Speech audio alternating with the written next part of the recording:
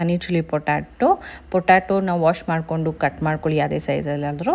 Then ಒಂದು ಕಡಾಯಲ್ಲಿ oil fry ಮಾಡ್ಕೊಳ್ಳಿ. ಏನು ಕಟ್ ಮಾಡ್ಕೊಂಡಿದ್ದೀರೋ ಅದನ್ನು ಹಾಕಿ ಆಯಿಲ್ಗೆ ಗೋಲ್ಡನ್ ಫ್ರೈ ಆಗಬೇಕು. ಈ ಥರ ಗೋಲ್ಡನ್ ಫ್ರೈ ಆದಮೇಲೆ ಅದನ್ನು ಸೈಡಿಗೆ ಇಟ್ಕೊಳ್ಳಿ.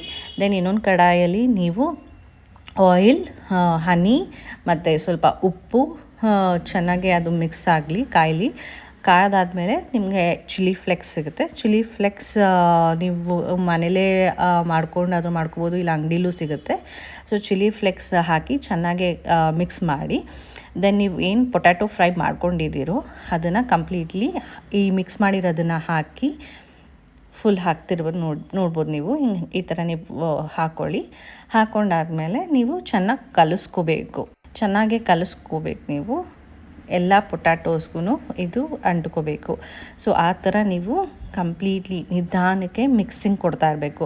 ಆಮೇಲೆ ನಿಮ್ಗೇನಾದರೂ ಸ್ವಲ್ಪ ಸ್ವೀಟ್ನೆಸ್ ಕಮ್ಮಿ ಆಯಿತು, ಖಾರ ಇದೆ ಅಂದರೆ ಹನಿ ಹಾಕ್ಕೊಳ್ಳಿ. ನಾವು ನೋಡ್ತಾ ಇರ್ಬೋದು, ನಾವು ಸ್ವಲ್ಪ ಹನಿ ಹಾಕ್ಕೊಂಡಿದ್ದೀವಿ. ಹನಿ ಹಾಕ್ಕೊಂಡಾಮೇಲೆ ಇದೇ ಥರ potato fry will be ready. Thank you.